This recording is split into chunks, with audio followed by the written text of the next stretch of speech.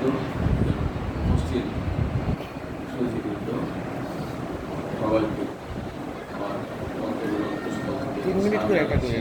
আসসালামু আলাইকুম। আসলে আমিন আল আসাদ ভাই যে কথা আমাকে তুলে ধরেছেন, আমি সেটা কিছুই না, একেবারে সাধারণ মানুষ। লালপুর সাহিত্য পরিষদের আমন্ত্রণে আজকের এই মহতী সভায় কিছু বলার সুযোগ পাওয়াটাই আমার জন্য বড় সৌভাগ্যের বিষয়।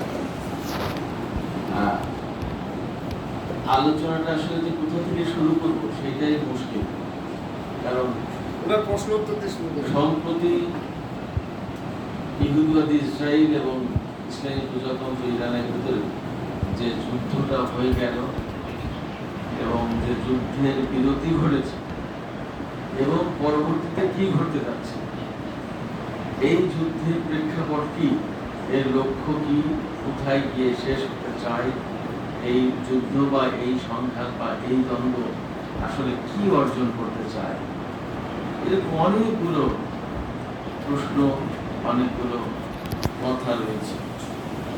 এই সংঘাত ইসরায়েল এবং ইরানের ভিতরে তার সাথে জড়িয়ে আছে পৃথিবীর এই মুহূর্তের সবচেয়ে বড় শক্তি বলে যাকে পরিচয় দেওয়া হয় বা যাকে অনেকেই মেনে থাকে, সেই আমেরিকা এর সাথে জড়িয়ে গেছে। আমেরিকার জড়িয়ে যাওয়ার কারণ কি, সেটা একটা প্রশ্ন। এরপরে আমেরিকা ইসরায়েল ইরানের বিরুদ্ধে যুদ্ধ করে একটা দেশকে, একেবারে একটা সভ্যতাকে একেবারে শেষ করে দেওয়ার চেষ্টা করছে, অথচ ভীষণভাবে প্রত্যাশা মানুষের যে মুসলিম বিশ্ব কিছু করে না।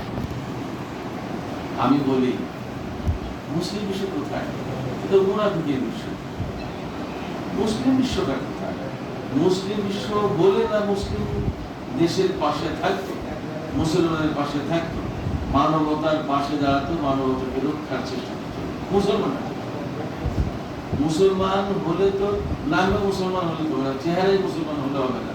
মাথায় টুপি আছে, পাগড়ি আছে, আলখিল্লা আছে, জুব্বা আছে, নামাজ পড়ে, দাঁড়িয়ে রাখে, এটা কি মুসলমান? প্রশ্ন। এই মুসলমানদের কোনো কাজ হবে না, এই মুসলমানের কোনো কাজ না, এই মুসলমান সত্যিকারের মুসলমান নয়।